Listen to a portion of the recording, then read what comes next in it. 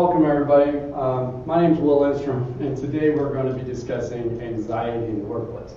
Particularly what we're going to talk about is a little bit of a story about how the journey of well-being and the journey of anxiety is changing in the workplace, and how metrics can actually help organizations address this, particularly entrepreneurs and innovators in particular. So I'd start by giving you just a little bit of an overview of who I am, my background, and how I got into this. So my background is pretty much in metrics. I specialize my whole career in developing metrics that those one or two metrics that executives can use to manage their business and drive their business. And then, so I'll speak up a little bit. And so that's been my background. And it all came about from one class that I took at Washington University in St. Louis, Missouri, which was deterministic mathematical modeling. And it was the best stats class I ever took. I took 9. Most of them I don't remember or understood, and I don't know how I passed.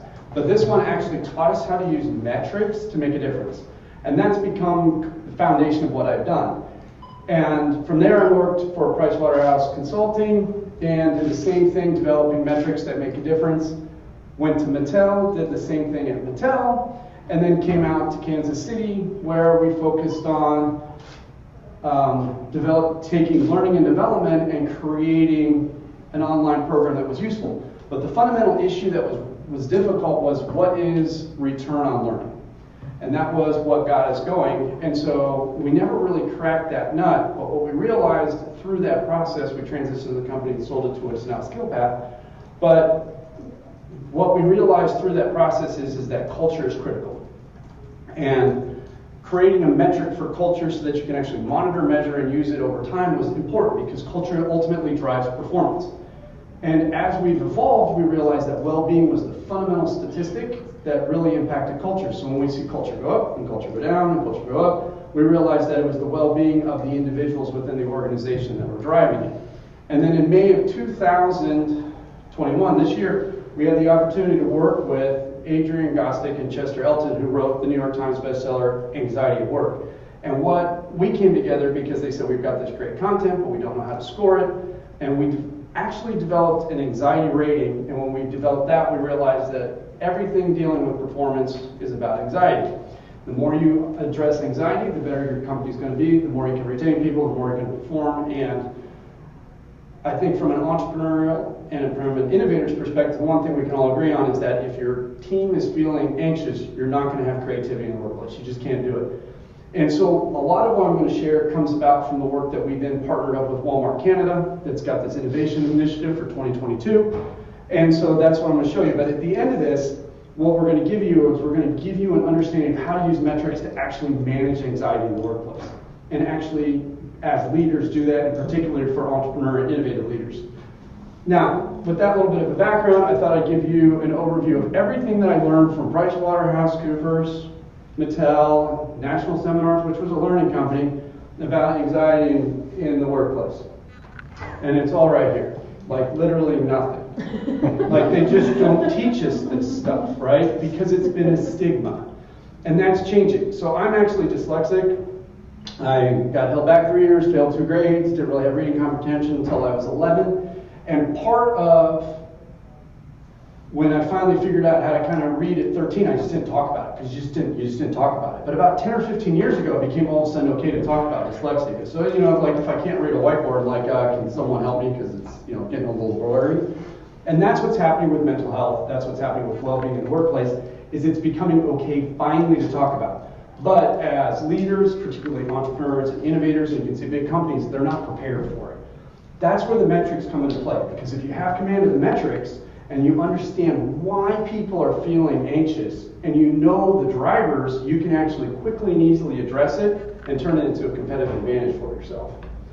So lately there's been a lot of documentation about it. Again, the stigma is going away. So you have, Times came out with stress, which is really about the history of stress, is really the research that led to anxiety, and there's anxiety at work. And as I mentioned, what we did with anxiety at work is we took these best practices that are in Chester and Adrian's book, Gostick and Elton's book, and we created a metric. And then we matched the metric to the action plan, the best practices, because you have to be able to action these things. And that's what we've done. And that's where we're going to show you as you get going. But as an entrepreneur, as a leader, as you look at this, taking action proactively is the key. Because if you sit back and wait and try to chase it, you're going to lose. And before we get going, though, the one thing to remember is, and this is the biggest hesitation we're finding everywhere, is that you don't have to be a therapist. This is not about being a therapist. This is not about, letting people lay down on a couch. It's really about understanding what fundamental and which fundamental leadership behavior programs that you've used, like the fundamental training that we've all been through, the 8-hour, 2-day, 3-day leadership development classes that we've all been through. It's about how to use these to effectively impact anxiety and build well-being in the workplace. What you do have to be, however, is you do have to be a guide. So ultimately, you have to help people manage through their anxiety. And the reason we like to use the word, and I'm stealing this from Nabila, who's the Chief People Officer at Walmart Canada, is that it's a journey to well-being. Because no matter what happens in business, it's always ongoing. And so as the leaders, you've got to help them understand how to navigate it. Because as change happens, the mix of what's causing anxiety is going to change, and you've got to be able to address that, and that's kind of what this little image is about. So you're always navigating this, and it's not something that anything stops. But the more you're able to address it, the shorter the anxiety or the less the impact is going to be. And so now let's talk about the metrics first, just so you guys get a sense. So if you're talking to investors, if you're talking to other organizations, if you're talking to partners, and they're saying, why is anxiety matter? Why are you talking about it? Why are you focused on mental health? Mental health has been reported to be up 46% over the last 2 years, which I don't think anybody's going to challenge because of COVID. But here comes the nice numbers. 50% according to the National Association of Corporate Directors, so these are all the people that advise boards. These are all the people that sit on the boards. 50% of all people are preparing to leave their job because their organizations aren't addressing mental health or anxiety in the workplace, which from an entrepreneur's perspective is great because we can pick off these people coming out of the big corporate Americans, but we have to be able to retain them. 75% of all Gen Z have already reported leaving a job because of mental health and anxiety. So they've already quit. So once they quit once, they're going to do it again. So they're not going to hang out. And here's the one that I think is most interesting, is that 86% of all top performers report feeling anxious or having anxiety or issues, which makes sense because top performers are always self-evaluating. Did I do a good enough job? Am I doing enough? If you see something falling apart, they're going to pick it up.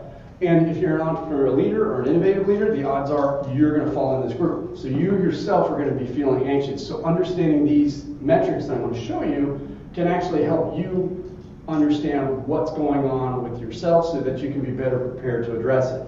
But ultimately, the number that matters the most, that it gets back to the stigma, 90% of all people in the workplace report that it is unwise. And that word I think matters. This is actually the question.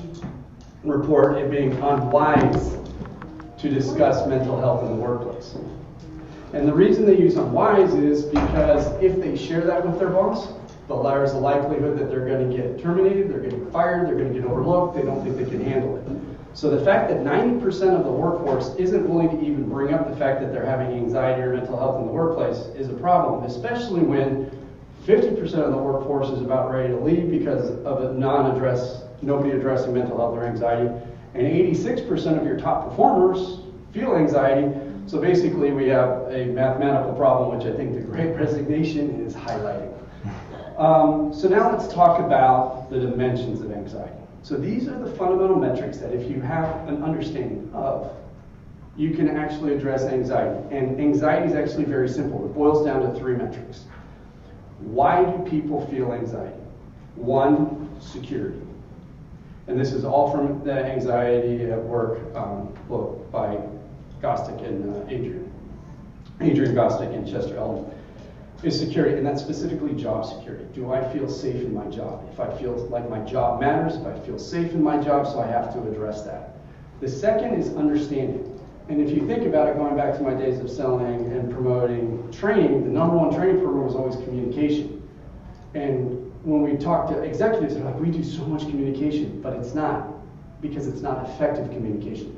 Effective communication is when it's done in context of their job.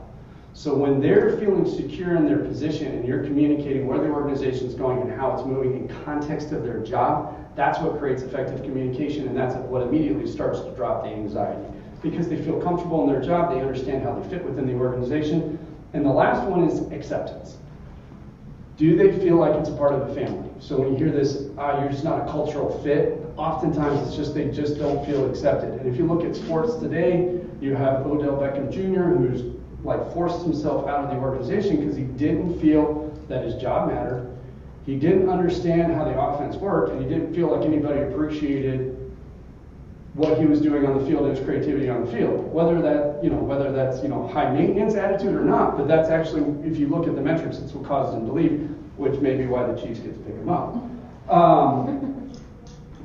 So now that we understand the three dimensions of anxiety and how we can address them, what I think is important to understand, and this is the state of well-being based on Meeheim's model, which is he's a PhD, and it was developed in the 1990s on happiness.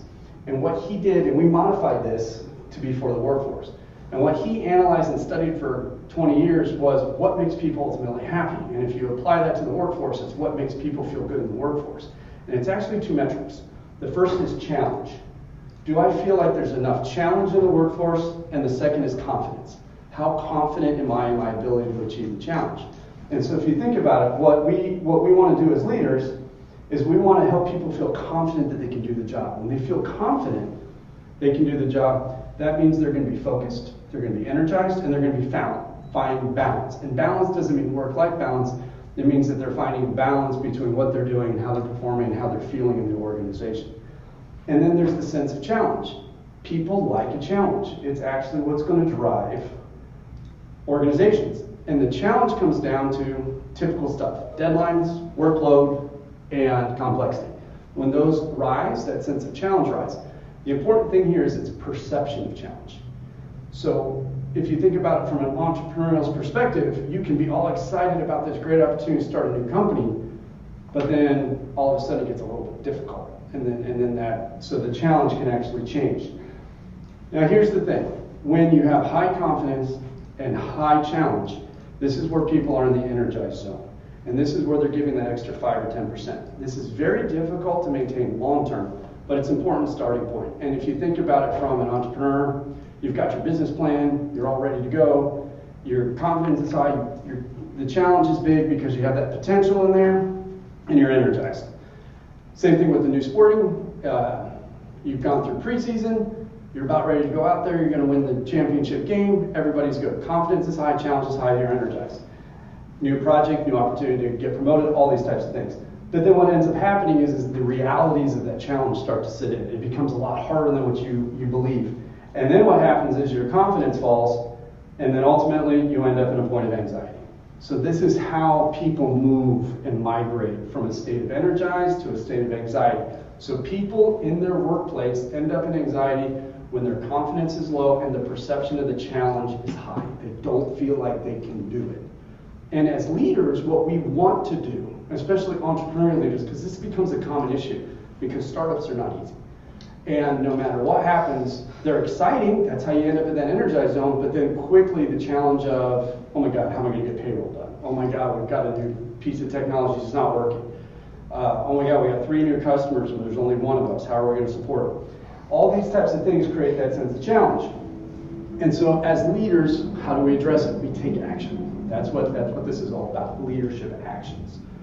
And that's where the metrics come into play. That's what I'm going to show you, is how you can as entrepreneurial leaders and innovative leaders, take direct action to help it. And what we're about to do and what our focus is to build that confidence back up. So that confidence comes back up and they feel good about what they're doing and they feel okay about the challenge. You can't always, so you're going to help them with the perception of challenge. Like, we've got this, we can meet the deadline, we can adjust it, I'm going to step in, we can get some extra help. And what that'll do is that'll put them in this sense of control. And that's what we're looking to do as leaders. This is the performance zone. This is where all the math and the science meet, and this is where your team is just performing when they're in that sense of control. Now, the problem has always been with leadership training programs. They're 2 or 3 days, and there's all this great stuff. but which leadership action do I take? And that's always been the challenge. And this is where I'm going to show you the metrics, and at the end of this, we'll give you access to this little thing. You can just log on and use it however you want.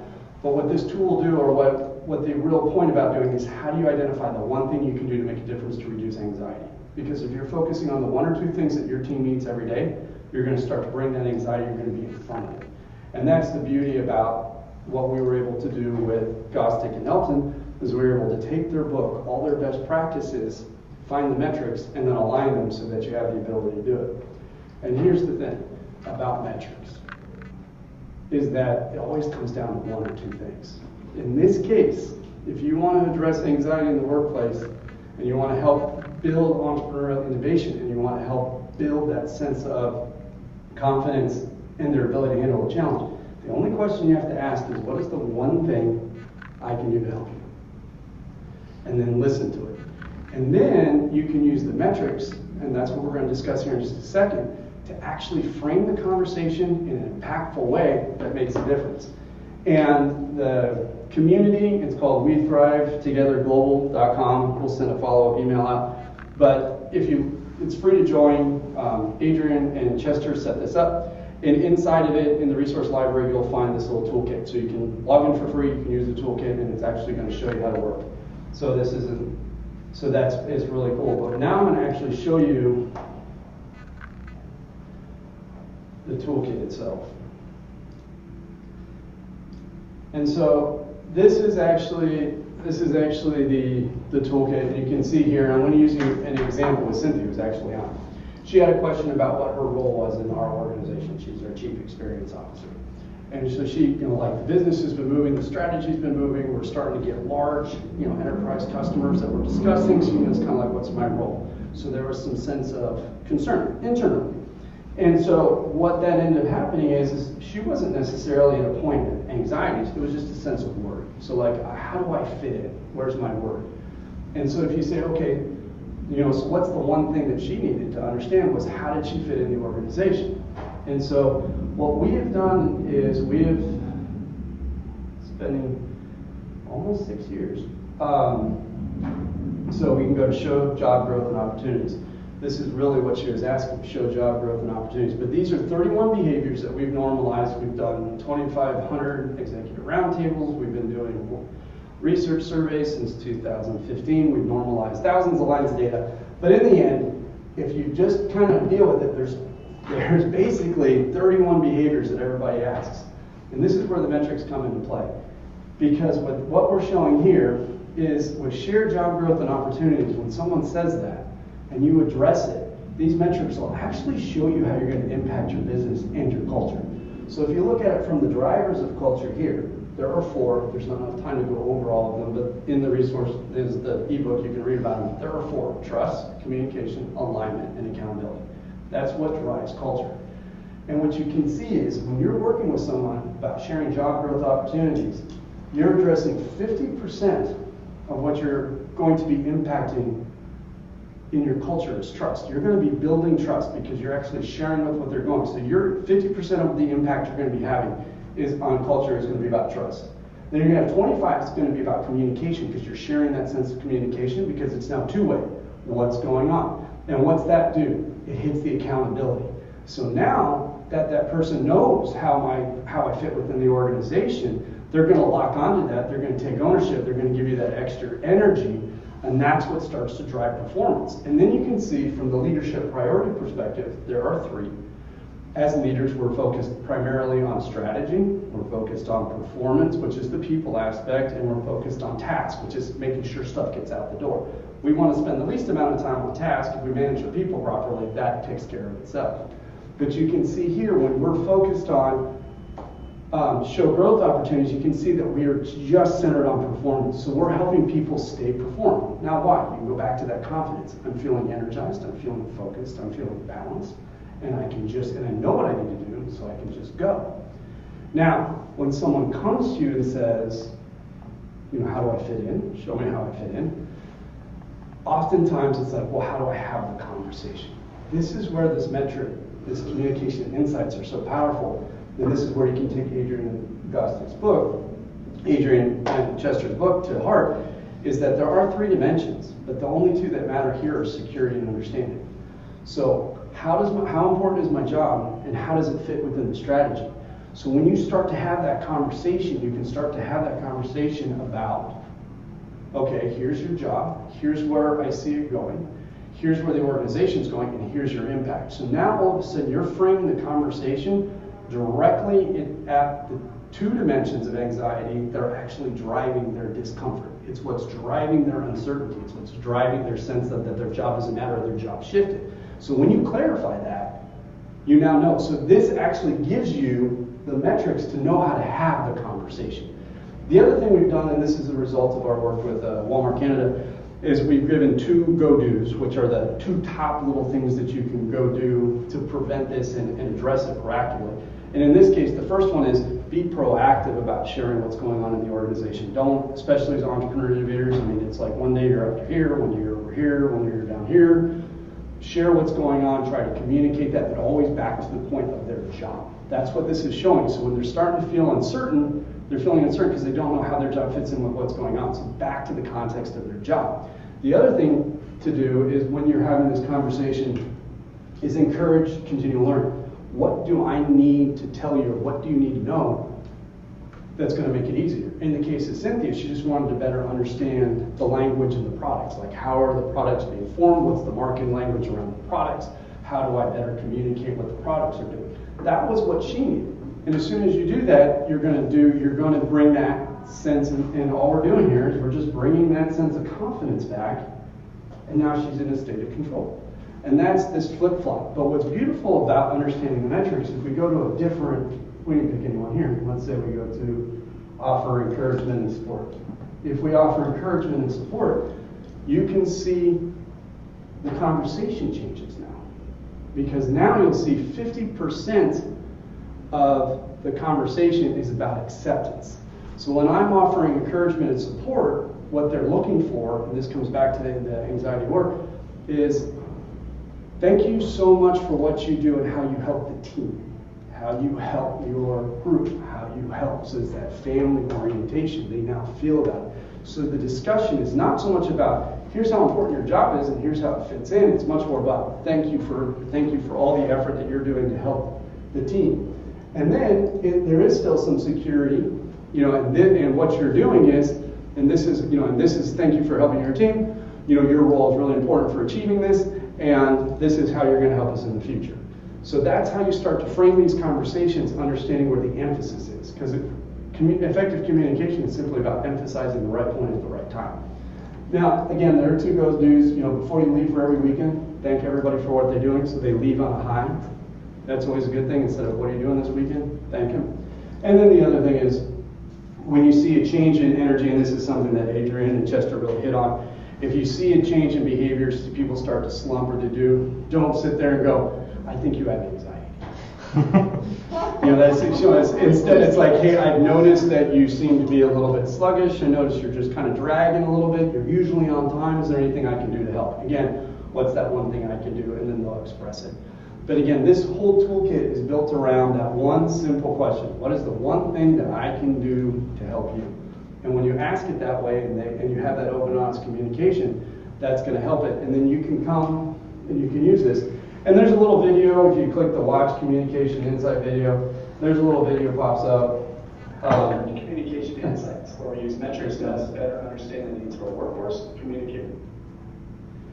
But there's a little video that'll give you kind of a frame. Welcome so there's to Communication Insights. And then, yeah, I did the same thing. And then that'll give you the little video so that you can go through it. So all 31 are available. And again, this is all available on the We Thrive Together community and under the resource library. But what's really cool about this is that with the metrics, you can take advantage of everything that's in the book, Anxiety at Work, and all the research and all the best practices without ever having read the book. Because that's one of the big things. Like, I'm notorious for getting books and then thinking I'm going to read them and I don't. So anyways, this lets you just skip right to the point at the end. But it's very simple. It's just about security, understanding, and acceptance. That is fundamentally what makes people feel insecure. And if you understand that, and then you use that one trick of what's the one thing I can do to help you, Now you've narrowed it down, and then you can use this little communication insights to hone the metrics down so that you can communicate right to the points that matter the most. And then more importantly, you can actually see how your actions are improving your culture. You can actually say, okay, I know by doing this, I'm building trust and improving two-way communication in my organization.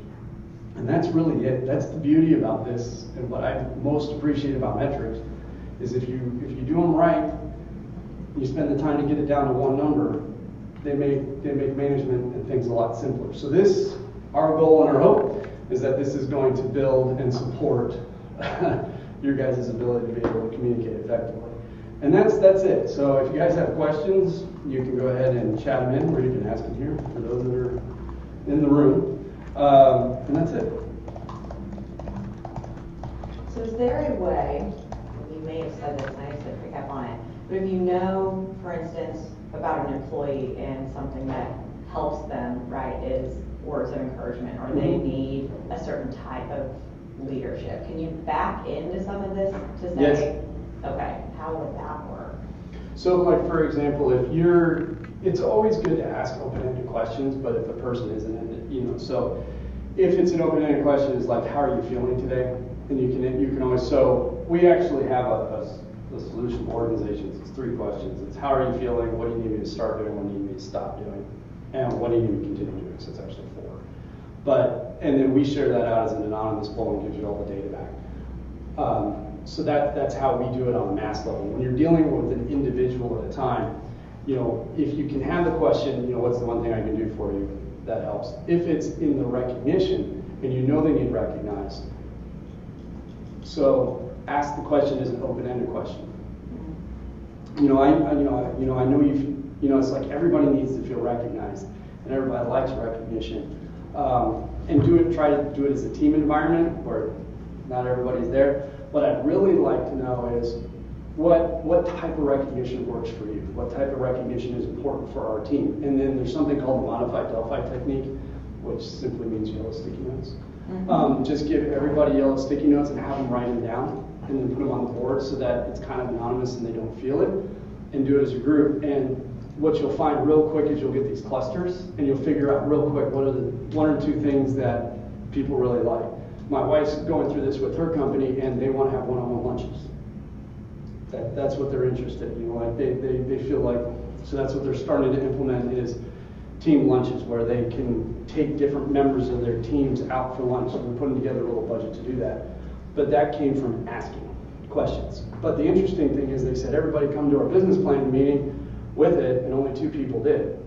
But if you actually bring them all together and do the modified Delphi technique, which is the yellow sticky note technique, and you give them all the time, you'll get much more data, because people are comfortable sharing that type of information. But that's the best way to do it, is bring them, if it's a small team, do the sticky notes. If it's just one-on-one, that's okay too. It's like, was it the 5 love languages? There's 5 love languages. You can kind of joke, what's your recognition language? Right. Just kind of make it like, what's going to work? Because we know we need to do it. It's important for us as humans. It's what motivates and keeps people connected. What's yours? And you almost make it a game. And that works really well. And it's fun because when you put them all on the board, you learn all sorts of different things. So, anything else? You mentioned the companies that you had worked with within this framework. I'm curious about, because it starts with the level of awareness from that person actually using the tool. Like, what was your resistance or barrier of entry to these kind of soft conversations in a big company, like you mentioned? Yeah, in a big company and a small company, people are people, so it's the same thing. The number one thing is like, I'm not a therapist, right? I don't see this as a part of, like a lot of leaders, I don't see this as a part of my job. I'm not a therapist, like suck it up, let her cut type thing. So there's a little bit of that adage. And that's where there's usually 2 things that we approach with that type of situation. Is one, those metrics that are there, like you do realize 50% of the organization is about ready to walk out the door, and 86% of our top performers. That means we've got, if we just do 50%, times easy. 43% of our top performers are going to leave because of you if you don't address it. And literally, like your job now has to be about this, because if we don't. The other thing that helps a lot is the great resignation. Like, you can make a team thing back and like, this is a big problem, so we need to address it. And then back to, okay, so how do I do it? Really simply, just you can do the same thing with the little sticky note technique. What's the one thing you need from me? That's what starts the question. Just ask, because as a leader, you're supposed to lead. Don't guess, just ask them. And then the leaders sit down and go, okay, so what do you need from me? And usually the top 2 or 3 cover 60, 80% of the base. And most of them are like, we just like to know what's going on with the company. Well, I've always told you that. Yes, but have you told it to them in terms of how that matters to them? And that's it. It's the core training's all there. It's just a subtle shift and knowing where to put the emphasis on the conversation. So when you can sit down and go, okay, when you're a leader, okay, I don't really like to do this, I'm not comfortable doing it. And you don't have to be empathetic. One of our partners always uses curious. You just have to be curious. You don't have to be empathetic. You just have to be curious. Just ask the question, what's the one thing I can do? Be open to it. And then, sit down and go, okay, so they don't know the direction of the organization.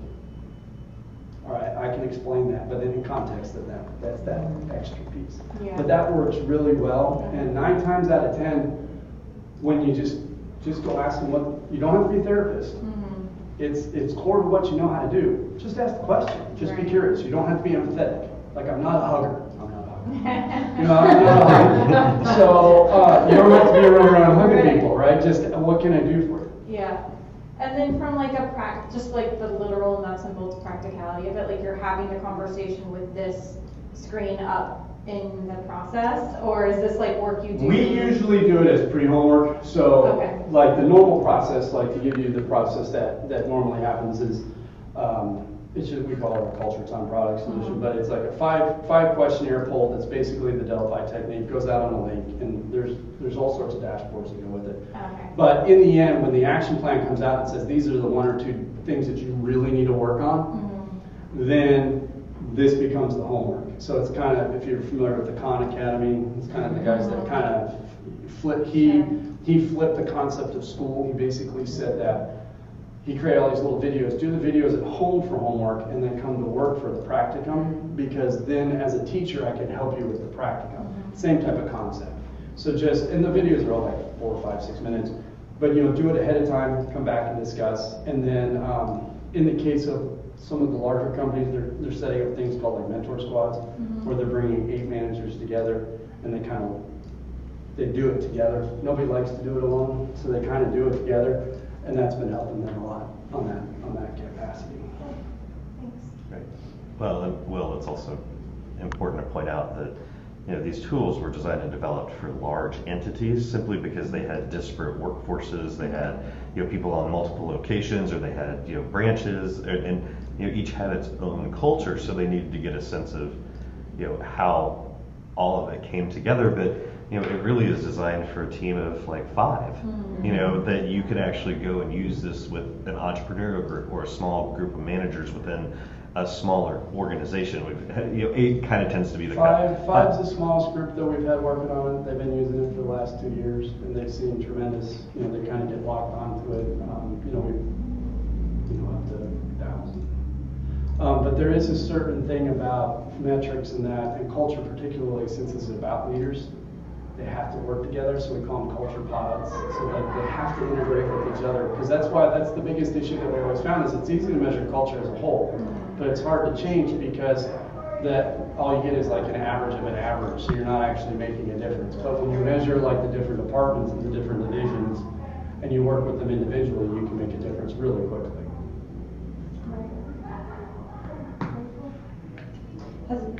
Has this model been used much